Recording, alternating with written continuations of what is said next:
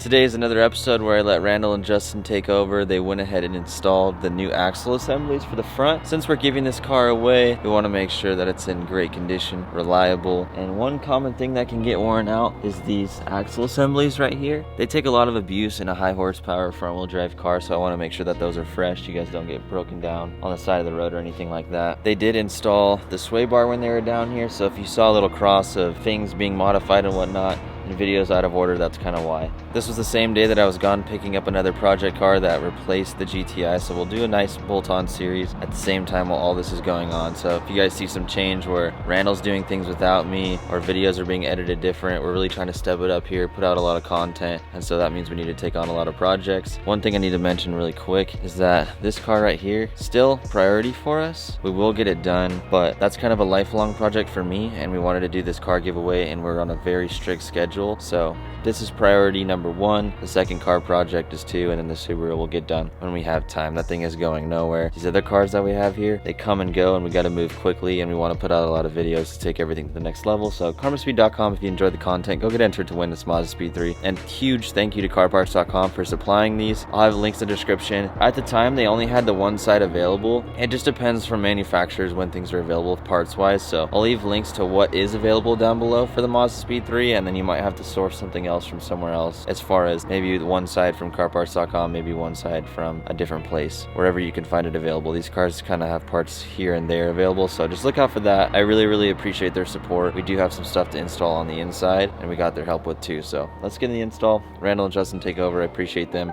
They worked really hard to get this done. We'll take you through the process.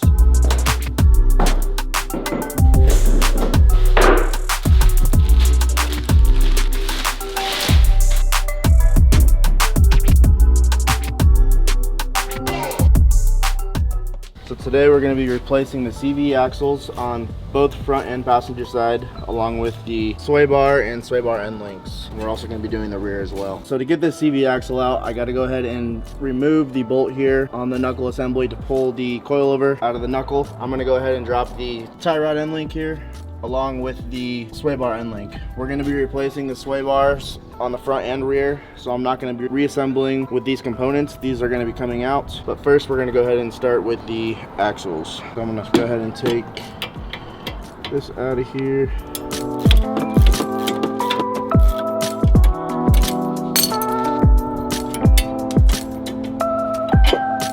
that out of the way.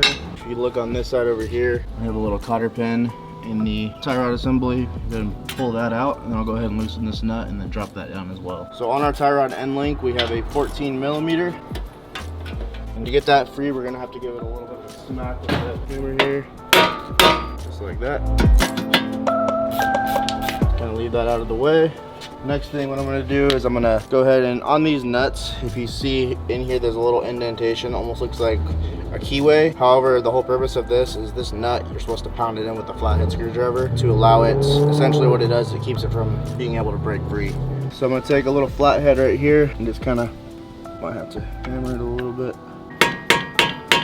Right there will be just fine.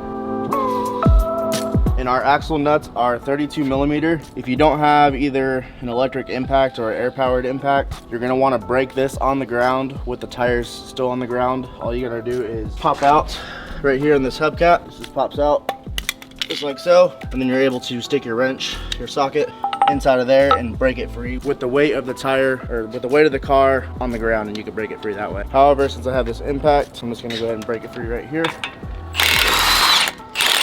Just like that. Now, some people back east, anyone that's dealing with any kind of rusty issues, getting these out can be a pain in the butt. So sometimes you may have to apply a lot of heat or let them soak in penetrating oil, but typically you can get them out of there with a little bit of a fight sometimes. Now I'm gonna take it out, bottom part of the coilover. So now I'm going to take my tool that I showed in the coilover install video. We're going to go ahead and split this.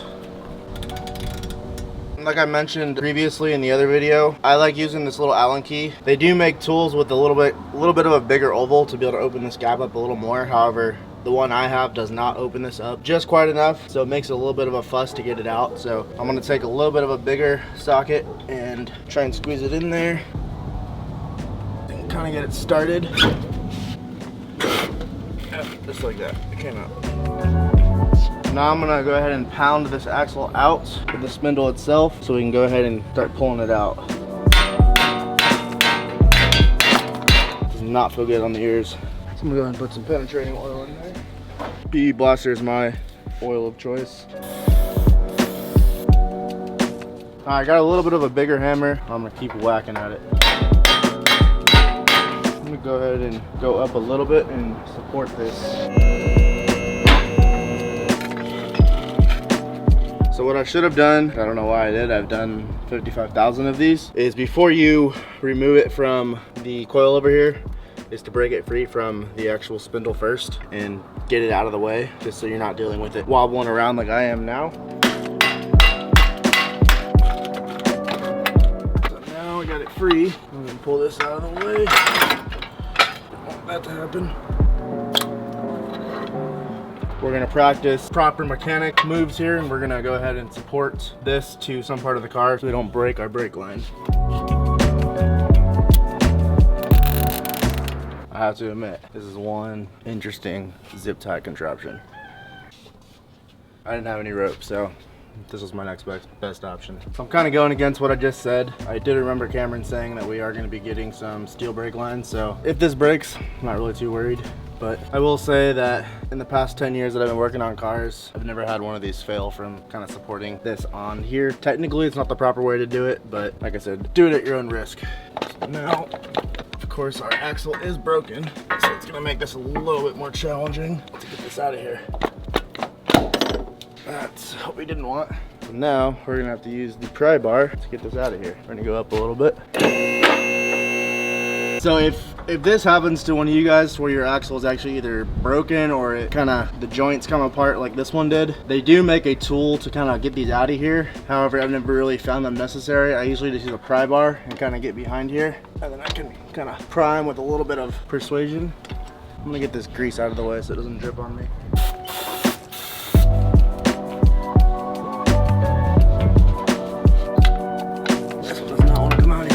So on the passenger side, you're gonna be doing the same steps up until the axle. The axle is a little bit different. However, it's the same concept. Once you get it out of here, you just yank it on out and it'll pop right out. So we'll go ahead and start on that right now. Pull it out. It slides right out of that spline. So this side is a female shaft as to where the driver's side is a male shaft. So there we go. There's nothing come under here. You can see our seal and everything is seated right up against this brace here. So now this part is done. Now we just gotta, the same way we took it apart, just in reverse order. So I finally got this EV axle out. I had to fight with it for a little bit. Essentially, I just got it out with the pry bar and I just kept prying it. It finally popped loose. What holds them actually in is this little C-clip right here, and that's what keeps it in place. So these right here is what kind of makes it challenging to pull them out. So to get this one in, let's take off our axle nut here, put this on the side. Get it in. We just want to line up the splines, and then we will push it on in.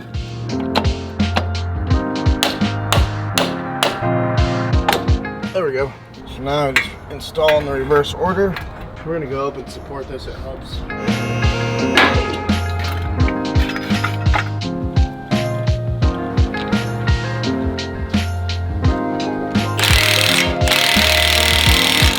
So now that we have this nut tightened, we're gonna wanna go ahead and put that little dimple mark right here in this nut into this key slot way. So take a chisel or something, like so. Just like that. And now that won't come loose. I'm gonna go ahead and reinstall my tie rod here. And I'm gonna throw a new cotter pin. I'm not really a fan of these old ones. I've got a cotter pin set right here, something like this. Like so. Now we'll continue to jack this up and get our knuckles slid back into the coilover. So I can put our bolt back through.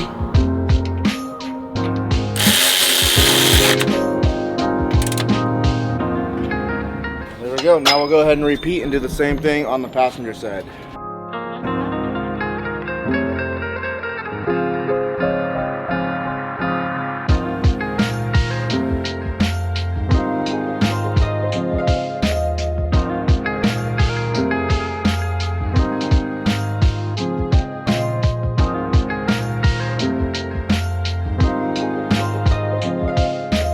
you guys need parts, carparts.com, links in the description. If you guys want to check out a video of installing the K-Sport coilovers on this car, I'm gonna have it on the screen right here. Don't forget you can get entered to win this car, Mazdaspeed3.com. Go get your entries in.